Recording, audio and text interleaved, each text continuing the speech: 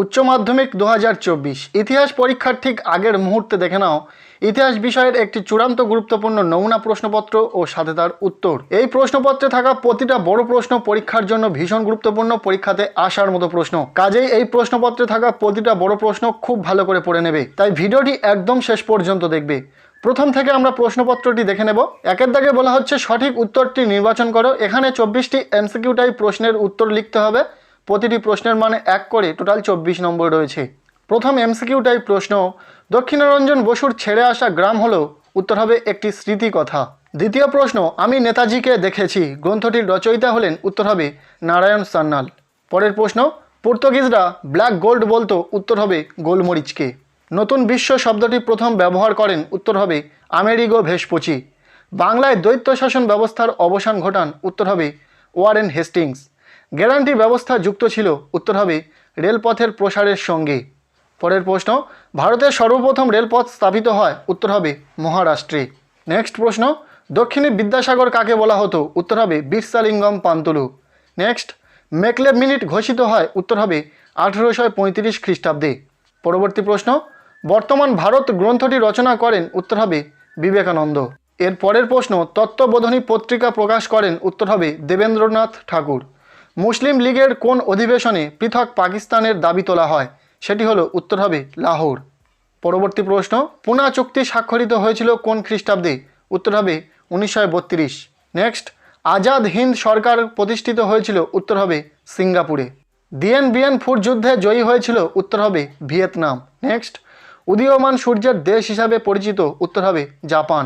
এর পরের প্রশ্ন, ইয়াল্টা সম্মেলন হয়েছিল, উত্তর হবে 1945 খ্রিস্টাব্দে। ত্রিপুরী কংগ্রেসে সুভাষচন্দ্র বসুর প্রতিদ্বন্দ্বী ছিলেন, উত্তর হবে পট্রভি সীতারামাইয়া।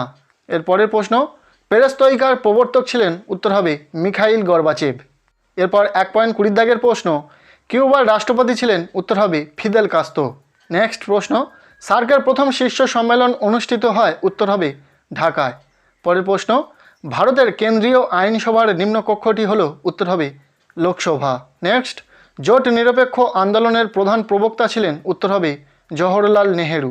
এরপর 1 পয়েন্ট 24 দাগে এমসিকিউ টাইপ শেষ প্রশ্ন, প্যাট্রিক লুমাম্বা কোন দেশের প্রধানমন্ত্রী ছিলেন, উত্তর হবে কঙ্গো। এই ছিল 1 দাগ থেকে 24টি এমসিকিউ টাইপ প্রশ্ন। এরপর আমরা দেখে নেব 2 দাগ, যেখানে বলা হচ্ছে নিম্নলিখিত প্রশ্নগুলির সংক্ষেপে উত্তর দাও, বিকল্প প্রশ্নগুলি লক্ষণীয়।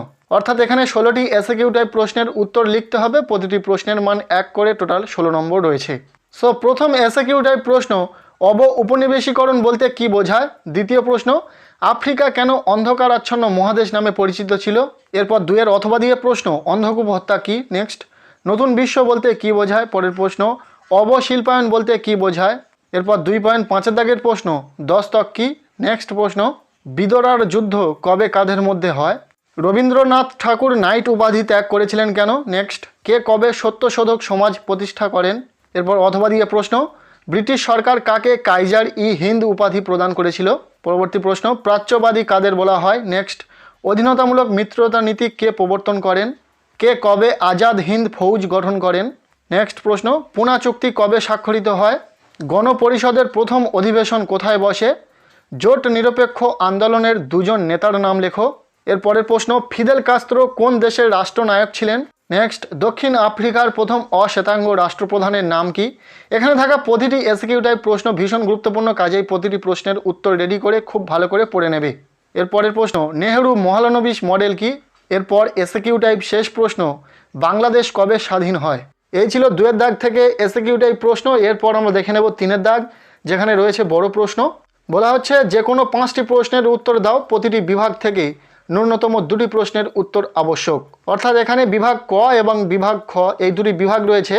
বিভাগ ক থেকে পরীক্ষাতে প্রায় 4 থেকে 5টি প্রশ্ন পাবে। ঠিক একইভাবে বিভাগ খ থেকেও তোমরা পরীক্ষাতে 4 থেকে 5টি প্রশ্ন পাবে। তোমাদেরকে 2টি বিভাগ থেকে 2টি করে প্রশ্নের উত্তর অবশ্যই লিখতে হবে এবং আরও একটি প্রশ্ন যে কোনো একটি বিভাগ থেকে তোমরা লিখতে পারবে। মোট 5টি প্রশ্নের উত্তর লিখতে হবে। প্রতিটি প্রশ্নের মান 8 করে টোটাল 40 নম্বর রয়েছে। আর এই প্রশ্নপত্রে থাকা প্রতিটা বড় প্রশ্ন পরীক্ষার জন্য ভীষণ গুরুত্বপূর্ণ, পরীক্ষাতে আসার মতো প্রশ্ন। তাই অবশ্যই এখান থেকে প্রতিটা প্রশ্ন খুব ভালো করে দেখে নেবে। সো প্রথমে দেখে নেব বিভাগ ক থেকে যে প্রশ্নগুলি রয়েছে। প্রথম প্রশ্ন, জাদুঘর বলতে কি বোঝো। অতীত পুনর্গঠনে জাদুঘরের ভূমিকা আলোচনা করো। ভীষণ গুরুত্বপূর্ণ প্রশ্ন। এরপর দ্বিতীয় প্রশ্ন, উপনিবেশবাদ ও সাম্রাজ্যবাদ বিষয়ে হবসন লেনিনের তত্ত্ব আলোচনা করো। পরের প্রশ্ন, ভারতের অবশিল্পায়নের কারণগুলি কী ছিল? ভারতীয় অর্থনীতির ওপর এর প্রভাব আলোচনা করো। পরপর এই তিনটি প্রশ্ন ভীষণ গুরুত্বপূর্ণ। এরপর তিনের অথবা দিয়ে যে প্রশ্নটি রয়েছে, ভারতের রেলপথ প্রবর্তনের উদ্দেশ্য ও প্রভাব আলোচনা করো। খুব গুরুত্বপূর্ণ একটি প্রশ্ন, খুব ভালো করে পড়বে। নেক্সট প্রশ্ন, চীনের 4th মে আন্দোলনের কারণগুলি বিশ্লেষণ করো।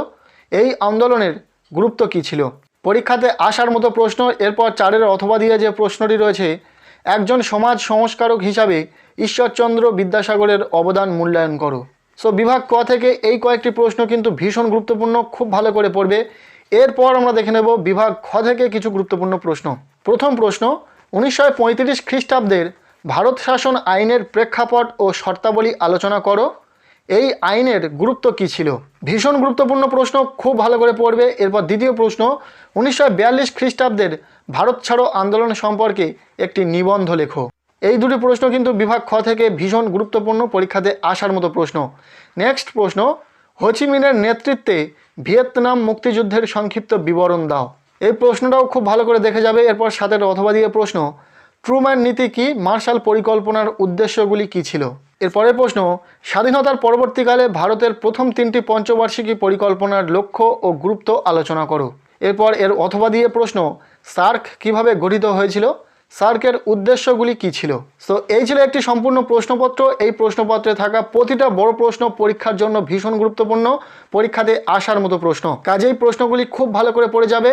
সো আজকের এই ভিডিওটি কেমন লাগলো অবশ্যই কমেন্টের মাধ্যমে জানাবে। যদি ভিডিওটি ভালো লেগে থাকে লাইক করে দাও এবং চ্যানেলে নতুন হয়ে থাকলে অবশ্যই চ্যানেলটিকে সাবস্ক্রাইব করে রাখো।